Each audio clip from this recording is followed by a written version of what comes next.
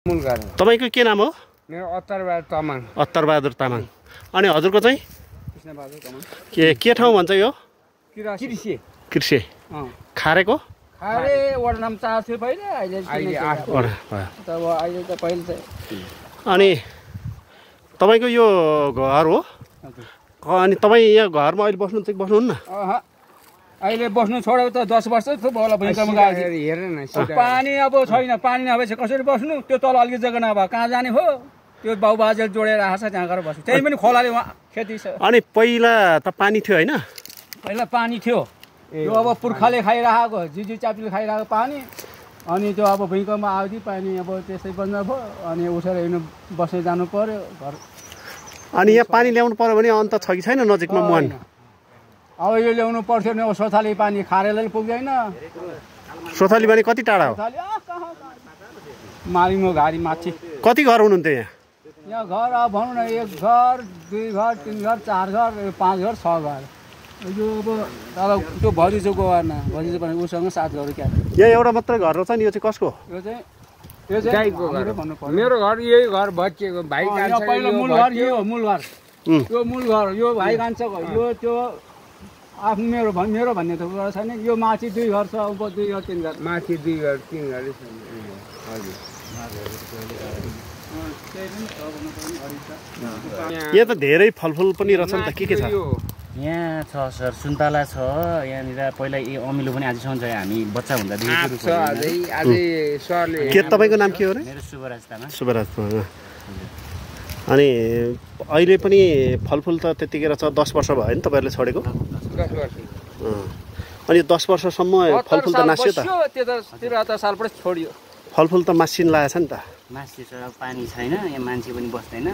त्यो हुँदाखेरि अब फलफुलमा नहुने कुरा नै भइगयो नि तपाईको। यो कस्तो ठाउँ हो पहिला खेतीपातीको लागि, बस्नको लागि? खेतीपाती त मैले थाहा हुँदादेखि चाहिँ, मैले अब एउटा थाहा भएकोदेखि चाहिँ अति नै खेतीपाती चाहिँ अति नै हुने ठाउँ हो सर, हुन्थ्यो। भयो हामीले गरेको कुरा हो, हामीले गरेको पनि हो। अब लगभग हामीले यहाँ छोडेको त्यही 8-9 वर्ष भयो। 9 वर्ष भयो, 10 वर्ष भयो। अब त्यहाँभन्दा अगाडि गरेकै ठाउँ हो। यहाँ जे पनि फल्छ, जे पनि धान, कोदो, मकै, अब केरा, सुन्तला। यो यहाँ यो घडी सुन्तला हाम्रो एक झाङमा 5000 दानासम्म फलेको। सबै कुराहरू राम्रो हुन्छ। 5000 दाना एक झाङ 50,000 कति फल्यो रे हजुर? 5000 हिँडेर हो। कति बोटमा? बाजेले रोपेको रहेछ। अनि यो सुन्तला पछि मर्यो। कसरी मर्यो भने चाहिँ कृषिको मान्छे आएर खुर्किने, त्यो झ्याउ खुर्किने, के खुर्किने गर्यो। अब छाँटकाट गर्ने भयो। त्यहाँबाट 2-3 वर्ष मरिगयो। अनि मरिसकेपछि कान्छा भाइले यहाँ घर बनाइदिएको बुवाले। 5000 एक दाना अनि एक झाङमा। अब अहिले त कति फल्थ्यो? 100 का 3, 100 सुन्तला 3 रुपियाँ। मुदी मिर्के अनि मुदी रे उसको मुडी निकालेको नेवारा आछ।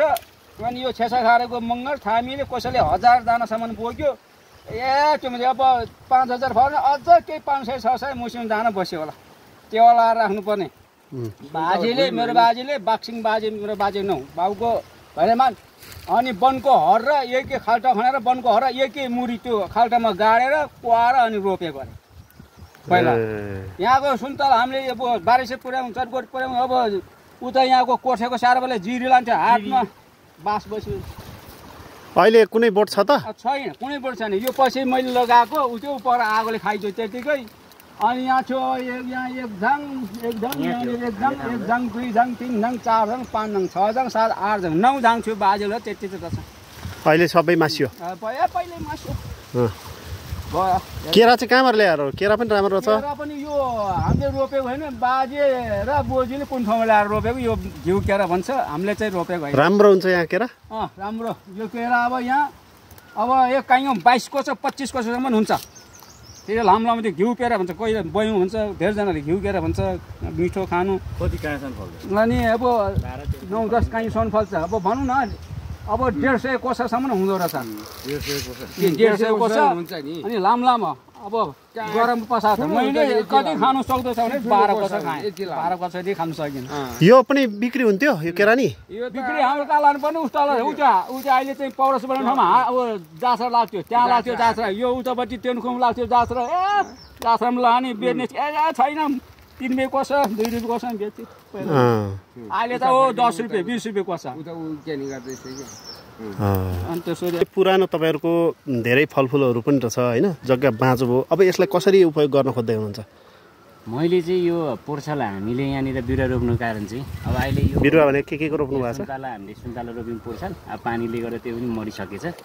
मैले चाहिँ के सोचेँ भन्दाखेरि अब अहिले विदेशी क्रम त युवाहरूको दिनौदिन छ, त्यो हुँदा नि अब म चाहिँ बाहिर नजाउँ, आफ्नै ठाउँमा केही गरौँ कि गर्न सकिन्छ कि भनेर चाहिँ मैले यो एउटा जुन प्लान बनाएर पहिला खेतीपाती लाउँथ्यो, तर अब अहिले खेतीपाती लाउँदा हामी उताबाट अब दिनकै आउनु सक्ने अवस्था त छैन, यहाँ बस्ने ठाउँ पनि छैन, पानी छैन भन्दा चाहिँ अब यहाँ महिनामा 2-3 चोटि आउँदा नि हुन्छ भन्ने हिसाबले चाहिँ हामीले यो सुन्तलाहरू फलफुलमा चाहिँ अलिकति फोकस गरौँ न भनेर चाहिँ जुन पोर्छालबाट सुरु गरेको। त्यसको लागि पनि हामीले पानीको व्यवस्था गर्नको लागि उता अब उहाँ दाइले नि गरिरहनु भएको छ, उता पानी नपुग्ने भइसकेपछि अब बिरुवा मरेर यस्तो छ सर, अब त्यस्तो छ। अरू पनि अब नयाँ खाल्डो पनि खनेर छ, यसपालि पनि केही रोप्ने? यसपालि यो सबै सुन्तलै रोप्ने भनेर पहिला चाहिँ हामीले सुरु गऱ्यौँ। त्यसपछि चाहिँ यहाँ भएको जुन अब अर्को ठाउँमा अब भूकम्पपछि अर्को ठाउँमा गएको दाजुभाइहरूलाई पनि हामीले ल सबै मिलेर काठमाडौँतिरबाट आयो, कोही जिरीतिर गएर बसेको छ। पानीको पनि व्यवस्था बरु गरौँ, कतै अब पालिका वडा कुनै निकायमा चाहिँ कल गरेर पानी अब त्यति भन्दा नि भएन भने हामी आफै बर्खे पानी साँच्ने एउटा बनाएर भयो नि लगाउँ, अब किन यतिकै राख्ने यो पुर्खाको सम्पत्ति भनेर चाहिँ हामीले यो प्लान गरेर चाहिँ यस्तो बनाइरहेको छौँ सर। हामीले यो गरेको हाम्रो चाहिँ सोचाइ चाहिँ, मेरो सोचाइ चाहिँ त्यो भएर त्यो मऱ्यो नि।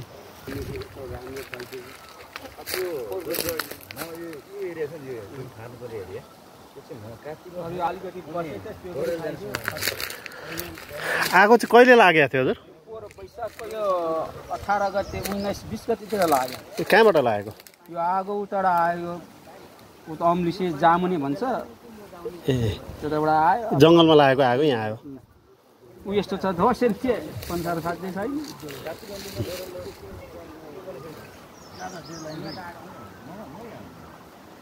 तपाईँले चाहिँ अब भूकम्पको घर बनाउनु भयो?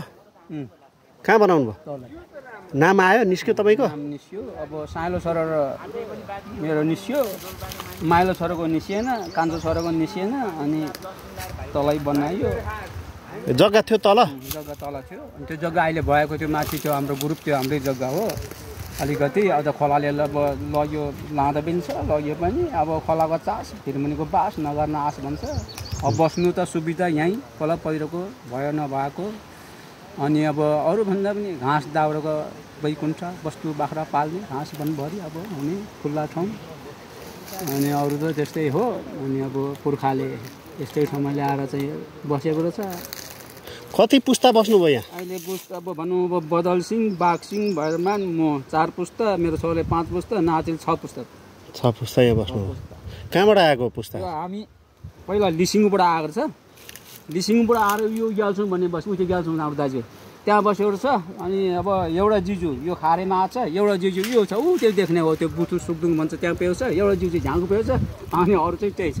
ए ग्याल्छौँ तपाईँहरू के तामाङ? कुन तामाङ? हामी व्यञ्जन व्यञ्जन हो। ल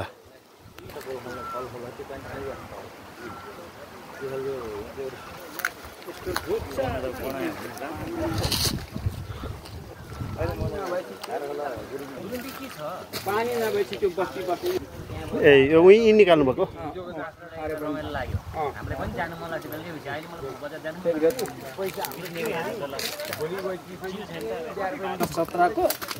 बाजेले बनाएको घर पनि?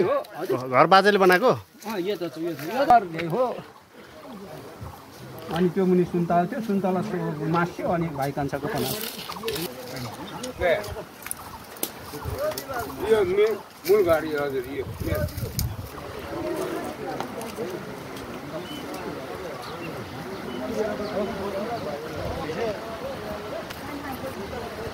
जिउँदैछ